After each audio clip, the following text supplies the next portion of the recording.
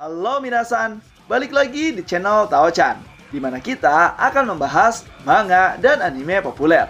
Tapi sebelum itu, silahkan minasan klik tombol subscribe dan nyalakan lonceng notifikasi agar minasan tidak ketinggalan info terbaru dari Sensei.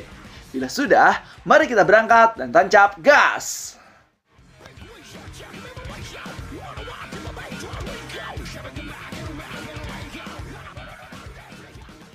Oke minasan, pada video kali ini kita akan membahas terkait manga Tenkaichi Nihon Saikyo Bugeisha Kateisen chapter ke-29, yang mana di chapter ini merupakan chapter yang mana Sasaki Kojiro akan bangkit kembali, di mana dia awalnya ditusuk oleh Hattori Hanzo. Ternyata dia dapat menghindari serangan tersebut dan malah menyerang balik Hattori Hanzo dengan sekuat tenaga. Jadi akan seperti apakah kisahnya di video kali ini? So, tanpa basa-basi lagi minasan, langsung saja tegas ke pembahasannya. Chapter dibuka dengan diperlihatkan di mana Hattori Hanzo berhasil menusuk Sasaki Kojiro. Semua orang pun yang melihat itu mengatakan tertusuk di bagian jantung ya. Namun tiba-tiba saja salah satu sponsor dari Sasaki Kojiro mengatakan tidak, dia berhasil menghindar tepat waktu. Tapi tetap saja dia terkena tebasan di bagian samping kiri tubuhnya. Yang mana di sini kita bisa melihat bahwa Sasaki Kojiro ternyata berhasil menghindari tusukan tombak milik Hattori Hanzo dengan menggunakan pedangnya, walaupun tetap terluka di bagian sayap rusuk sebelah kirinya. Dan bahkan di sini Sasaki Kojiro mengatakan teknik Tsubame Kinshiku berhasil dia hindari. Tadi itu jembatan yang sangat berbahaya ya, tapi kurasa aku berhasil menyeberanginya, ya kan? Musashi Miyamoto pun yang melihat itu mengatakan, kakek tua gila ini, dia membuat Kojiro lengah dengan membiarkan dirinya diserang oleh teknik mematikan itu demi bisa melakukan serangan balik. Wasit pun mengatakan, bagaimana bisa dia melakukan itu? Bagaimana seseorang bisa menerima serangan mematikan itu dan keluar hidup-hidup? Jadi dia ini pria yang bernama Hattori Hanzo ya. Dia sudah tahu kalau dia tak akan bisa mengalahkan Kojiro dalam hal kekuatan dan skills.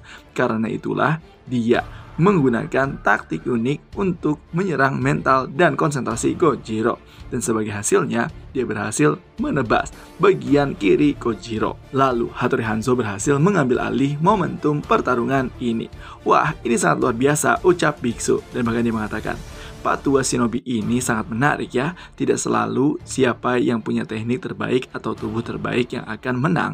Ada juga seseorang yang menggunakan ucapannya sebagai senjata. Itulah seni bela diri yang sangat mendalam, ya kan? Setelah itu kita pun kembali lagi ke pertarungan, di mana Hattori Hanzo mulai kelelahan dan bahkan mengatakan, otot bodoh, aku berterima kasih kepadamu. Berkatmu, aku berhasil sampai sejauh ini.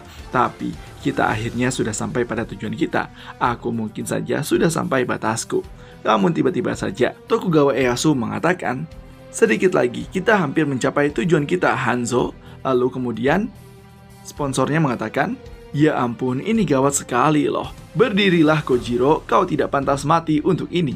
Jadi hanya sebesar ini kekuatanmu yang kau peroleh dari membunuh saudara-saudaramu, Namun Sasaki Kojiro setelah mendengar apa yang diucapkan oleh Kanemaki Jisai, dia mengatakan, berisik sekali, lebih baik kau diam saja, kakek sialan.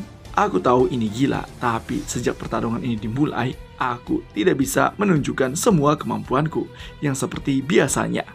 Aku hanya mengikuti perintah saja untuk membunuh. Aku hanya melakukan hal yang sama selama ini. Aku selalu melakukan hal itu, begitulah keadaannya. Aku telah membunuhnya. Rasanya sangat aneh saat aku melawanmu, Hanzo-san. Jantungku berdebar sangat kencang, rasanya tidak nyaman. Apa-apaan ini? Kemudian setelah mendengar itu, Hanzo pun mengatakan, oh ya, sepertinya saat ini kau sangat marah padaku, iya kan? Sasaki menjawab, harus segera kuhentikan. Aku harus menghentikannya secepat mungkin. Tapi bukan. Dan pada saat itu juga kita bisa melihat aura yang sangat mengerikan dari Sasaki Kojiro. Dan bahkan dia mengatakan, sensasi ini sangat gila, ucap Hattori Hanzo. Kemudian Sasaki pun di sini langsung menyerang secara brutal kepada Hattori Hanzo dengan sekuat tenaga. Dan di sini Kanemaki Jisai pun mengatakan, seperti itu, bagus Kojiro, tunjukkan pada semua orang kekuatan sejatimu, mahakaryaku. Dan pada saat itu juga Sasaki mengatakan, Padahal aku yakin luka dia di pinggangnya itu pasti dalam, ya kan? Ucap Hattori Hanzo. Tetapi di sini tidak digubris oleh dirinya dan bahkan terus saja menyerang. Hattori Hanzo pun di sini menggunakan kesempatannya dengan ninjutsunya menyerang Sasaki Kojiro dari belakang. Namun Sasaki berhasil menghindarinya dan bahkan berhasil melukai Hattori Hanzo. Semua orang pun mengatakan bagaimana bisa dia masih bisa bergerak meski sedang terluka separah itu. Gerakannya sedikit lebih lambat dari sebelumnya, tapi serangannya tadi benar-benar di luar ekspektasiku, ucap Hattori Hanzo. Selain itu, saat pedangnya membentur atap, dia mengubah lintasan tebasannya lagi. Ini memang sangat luar biasa. Dari situ juga semua orang pun mengomentari. Sepertinya serangan Kojiro lebih ganas lagi. Tentu saja kan, lagi pula kini Tenrin milik Kojiro sudah terlepas sepenuhnya. Sejak kecil, dia memang sudah memiliki kekuatan untuk melihat sesuatu esensi, sesuatu hal dari apa yang dilihatnya. Berat dan daya tahan, juga kemampuan suatu makhluk, Kojiro mampu memiliki gambaran umum tentang apa yang dilihatnya dalam sekejap. Tapi di sisi lain, menurutku, dia tidak bisa melakukan hal yang satu ini, yaitu memahami emosi manusia. Karena itu dia mampu memanipulasi pedang agung itu seolah-olah itu adalah bagian dari tubuhnya sendiri untuk mengeksploitasi dan menyerang titik lemah musuh. Ini sangat luar biasa. Jadi jelas dia akan menang. Tapi sekarang dia bahkan lebih kuat dari yang tadi. Saat Kojiro merasakan rasa sakit yang hebat, kemampuan Tenrin ini muncul dengan sendirinya. Otaknya mungkin sedang menganalisis segala sesuatu yang apapun yang dilihatnya. Dari mulai jumlah dan bentuk atap yang meledak, bahkan cara terbangnya pun sama persis seperti apa dipikirkan oleh Kojiro. Nama dari kemampuan ini adalah peta dunia. Sekarang bagi Kojiro, semua benda yang ada di sekitarnya adalah senjata. Yang mana di sini Kojiro melakukan semua kekuatannya sambil menyerang Hattori Hanzo dengan membabi buta. Hattori Hanzo pun terkena semua serangannya dan bahkan dia pun ingin menghindarnya. Dan bahkan di sini dia pun mengatakan, "Gawat sekali kalau aku terkena." Bahkan serpihan genting yang tersebar di udara dia gunakan menjadi senjata. Ini mustahil. Semua orang pun yang melihat itu sangat terkagum dan bahkan mengatakan, bagaimana mungkin seorang manusia punya kemampuan mengerikan seperti itu?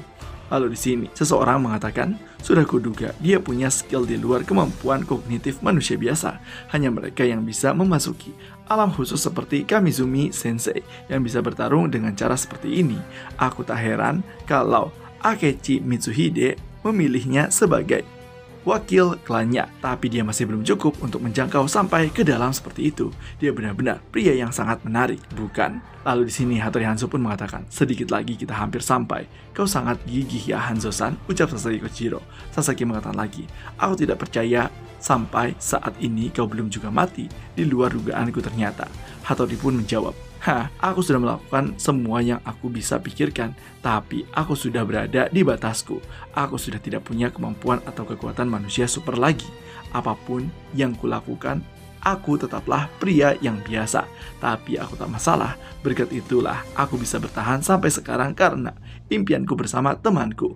Oleh karena itu, aku tak akan mati sampai impian besar yang dia ajarkan padaku tercapai. Asalkan aku tidak hancur, tidak peduli berapa banyak aku jatuh, aku akan bangkit lagi dan lagi. Setelah mendengar itu, kemudian Sasaki pun mengatakan, ini lagi, hal-hal aneh lagi ya. Kemudian Tokugawa Ieyasu mengatakan, Hanzo, dasar Kojiro brengsek. Ini, kenapa dia masih bisa berdiri ya? Kakek tua itu sudah melewati batas kemampuannya sejak awal. Aku tahu dia tak seperti petarung lainnya. Dia melakukan segalanya agar tidak kalah, dan itu bukan karena kesombongan, keras kepala, atau haus akan darah.